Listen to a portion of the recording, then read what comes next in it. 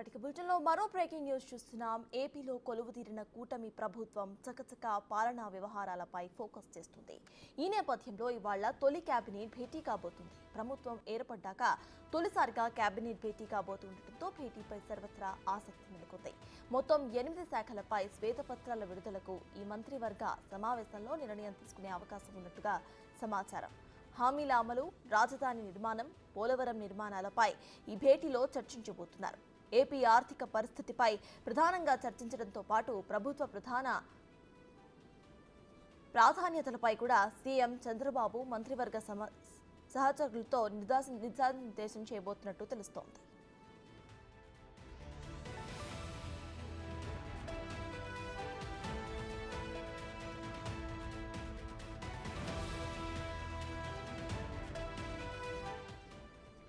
ఇక మరోవైపు రాష్ట్ర ఆర్థిక పరిస్థితిపై ప్రస్తుత ప్రభుత్వం ప్రత్యేక దృష్టి కేంద్రీకరించబోతుంది.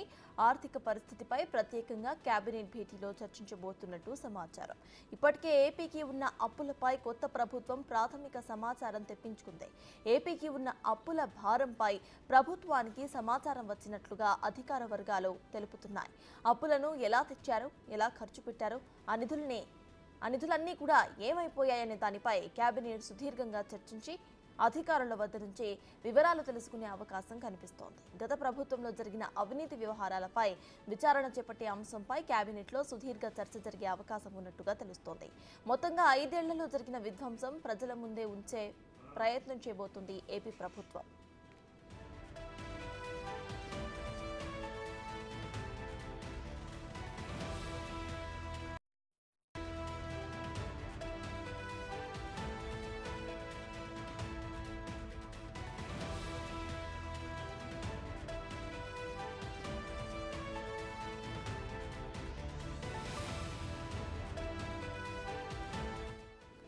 గడిచిన 5 ఏళ్లలో ఎప్పుడూ లేనంత విధ్వంసం జరిగిందని టీడీపీ నేతలు గత కొద్ది కాలంగా చెబుతూనే ఉన్నారు.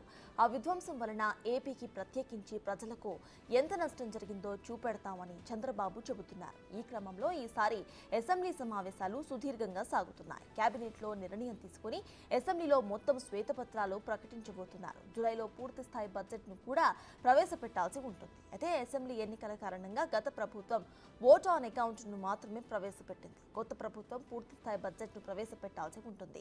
ఈ క్రమంలో పూర్తి స్థాయి బడ్జెట్ పైన కసరత్తులు చేస్తున్నారు.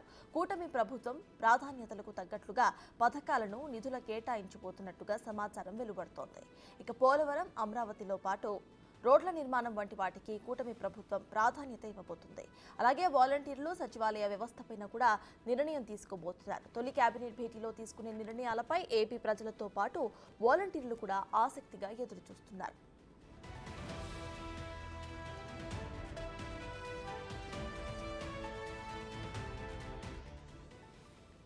కేబినెట్ భేటీలో 6 మంత్రులతో కమిటీ వేసే అవకాశం ఉంది.